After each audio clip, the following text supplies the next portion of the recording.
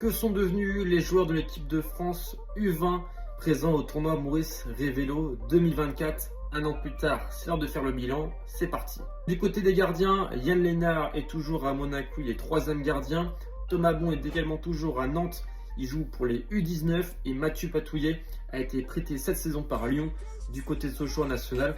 Une bonne saison, sans doute en prêt pour lui la saison prochaine.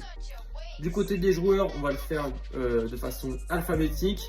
Mathis Ablin a confirmé sa bonne saison à Nantes puisqu'il a été transféré définitivement chez les Canaries. Il sort une très grosse saison, à voir s'il sera encore nantais la saison prochaine, mais moi je le verrai bien plus haut. Arthur Atta a été prêté par Metz du côté de l'Udinese pour sa première saison en Serie A, c'était plutôt pas mal, avec notamment une titularisation à Giuseppe Meazza pour défier l'Inter. Antoine Boni est toujours à Parme. Il a inscrit 6 buts cette saison en Serie A, permettant à son équipe de se maintenir. Je le vois bien bouger. J'en ai parlé dans mon mercato parfait pour le PFC. Mathias De Amorim, l'ancien bordelais, est parti à Famalicão. Il est devenu international espoir portugais. Il va d'ailleurs disputer l'Euro en Slovaquie dans un peu moins d'un mois. Andy Diouf est toujours à Lens, c'est devenu un joueur important. Dalan Gunipol Gomis est parti de Troyes pour rejoindre le Cercle Bruges. Il a eu du mal cette saison, sans doute qu'il sera relancé. Antoine Joujou a été transféré du côté de Parme en début de saison, mais finalement il est resté pour maintenir le club havrais en Ligue 1. Il découvrira donc normalement la Serie A la saison prochaine.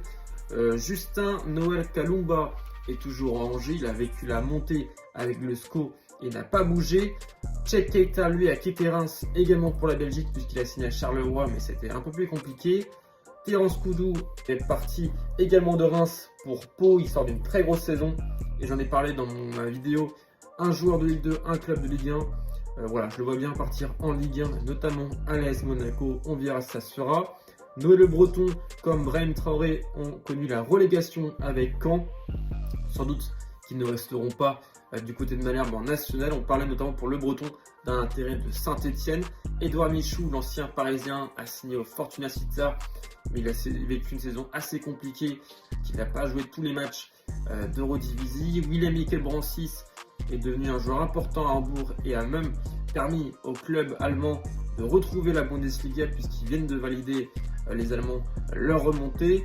Lucas Mincarelli s'est imposé comme un titulaire d'avenir pour Montpellier. Il a notamment pas mal joué sous Zoumana Camara. Wilson Odobert est parti de Burnley pour rejoindre Tottenham. Il a gagné la Ligue Europa et s'est fait une place de bon remplaçant du côté des Spurs. Kassoum Ouattara, c'est un peu pareil. Il a gratté pas mal de temps de jeu à Monaco cette saison, notamment avec les blessures de Caio Henrique